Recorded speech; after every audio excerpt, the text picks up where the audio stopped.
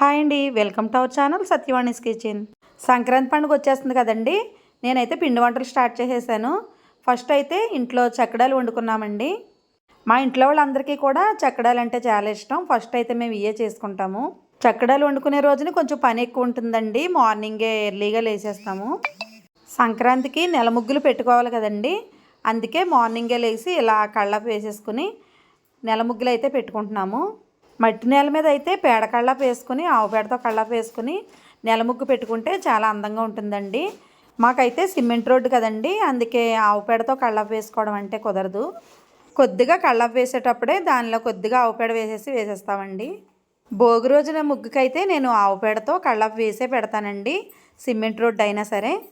రొటీన్గా రోజు చేసుకునే పని కంటే పిండి వంటలు వండుకునేటప్పుడు కొంచెం పని ఎక్కువ ఉంటుంది కదండి, అందుకే మార్నింగే ఎర్లీగా లేచేస్తాము.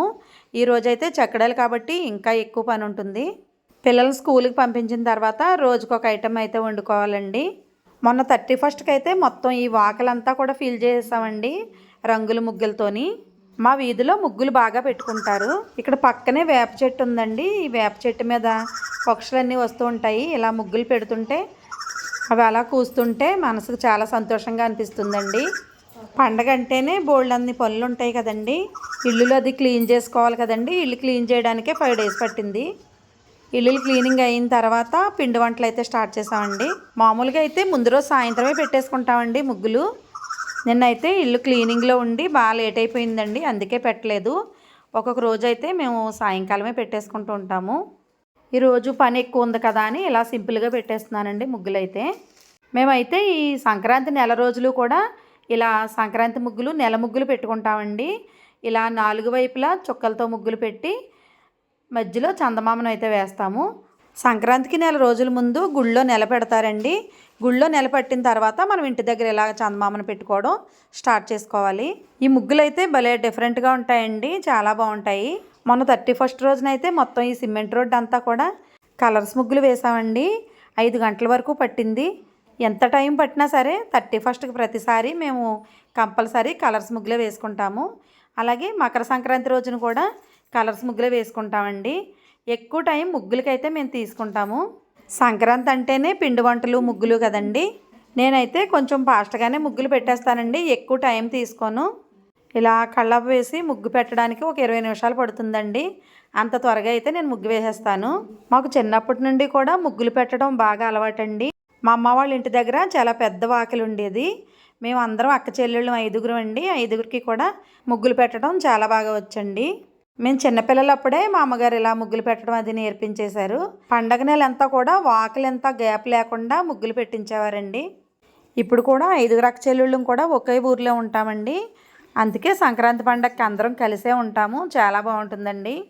మా ఫ్యామిలీ మొత్తం అంతా కూడాను పండగకి కలిసే ఉంటామండి. మా చెల్లి గారు అబ్బాయిలు అది చెన్నైలో చదువుతున్నారండి, వాళ్ళు కూడా పండగకి వచ్చేస్తారు.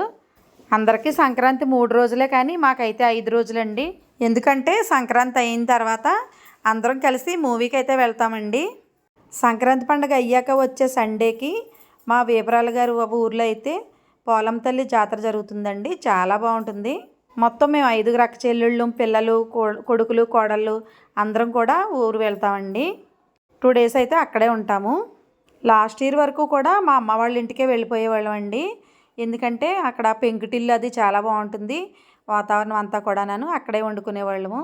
ముగ్గు మధ్యలో ఇలా చందమామను పెడతాం కదండి. చందమామకు 4 వైపులా కూడా ఇలా దారి వెళ్ళేలాగా పెట్టాలంట. చిన్నప్పుడు మా అమ్మ చెప్పేది. మార్నింగే మాకు ఇక్కడ వాతావరణం అయితే చాలా బాగుంటుందండి. మా ఊర్లో పండగ సెలబ్రేషన్స్ కూడా చాలా బాగా జరుగుతాయి.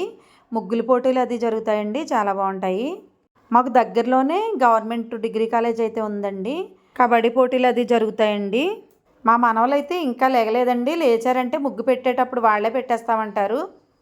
సరిగ్గా ముగ్గు పెట్టేసరికి హరిదాస్ కూడా వచ్చారండి.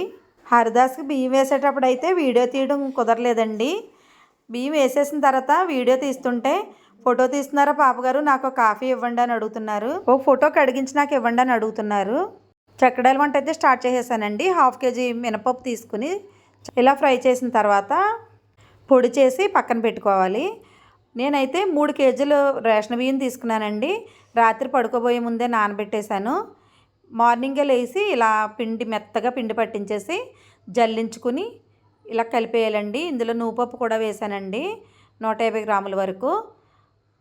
నేను ఆడించిన మినప్పిండి కూడా వేసేసాను. వేసేసి దానికి సరిపడగా సాల్ట్ వేసేసుకుని ఇలా వాటర్లో కలిపేసుకోవాలండి. అలా అయితే మొత్తం పిండి అంతా కూడా బాగా కరుగుతుంది సాల్ట్. చక్కడాలకి కళ్ళుప్పు వేసుకుంటేనే టేస్ట్ బాగుంటాయండి. మనం ఇందులో మినప్పిండి అలాగే నువ్వుపప్పు వేసాం కాబట్టి చక్కడాలు అయితే టేస్ట్ చాలా బాగుంటాయండి, కమ్మగా ఉంటాయి. అన్నీ రెడీ చేసేసిన తర్వాత నేనైతే మా అబ్బాయిని కలపమన్నానండి పిండి అయితే. ఎందుకంటే ఎక్కువ పిండి కదా, బాగా కలుస్తుంది అని. పిండి వంటలకి పని ఎక్కువ ఉంటుంది కదండి. ఇలా ఇంట్లో అందరూ సపోర్ట్గా ఉంటే పని కొంచెం ఈజీ అవుతుంది కదండి.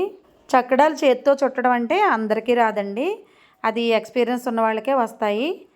నాకు కూడా బాగా రాదు, ఏదో వచ్చినట్టుగా అయితే అలా చుట్టేసుకున్నాను.